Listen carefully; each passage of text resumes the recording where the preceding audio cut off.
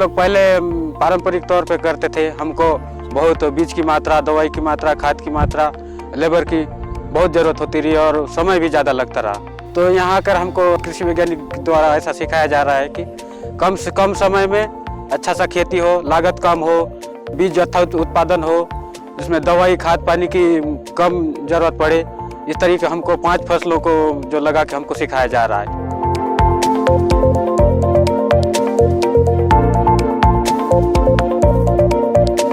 Tribal incubation programme के अंतर्गत उद्यानिकी महाविद्यालय अनुसंधान केंद्र को 5 इंक्यूबेटीज प्रदान किए गए थे।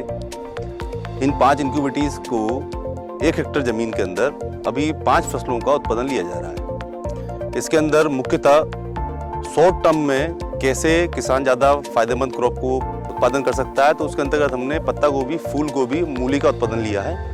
अभी यहाँ पे हमने 1 एकड़ के अंदर मूली का उत्पादन लिया था, जिसमें 22,000 पौधे आए। 22,000 पौधों में जो हमारा इनपुट कॉस्ट आया वो 5,000 के समथिंग है, और जो आउटपुट हम अभी अप्रोक्सीमेटली प्रेडिक्ट कर रहे हैं कि हमको करीब 35,000 रुपये उस 1 एकड़ से प्राप्त होगा।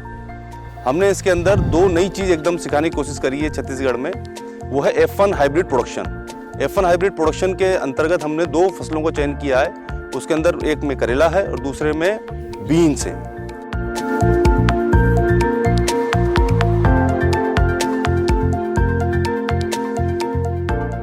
उन्नत कृषि तकनीक के अंतर्गत कम से कम भूमि में कृषक बंधु अधिक से अधिक लाभ कैसे लेवें और प्रत्यक्ष लाभ उनको कैसे मिले, इसी सोच को लेकर बस्तर जिले के माननीय कलेक्टर अमित कटारिया जी की सूझबूझ और उनके निर्देशन में इंक्यूबेशन सेंटर प्रारंभ हुए, और इस इंक्यूबेशन के अंतर्गत कृषक प्रत्यक्ष रूप से उन्नत कृषि तकनीक अपनाकर एक सीजन में 80 से 1 लाख रुपया कैसे कमाएं।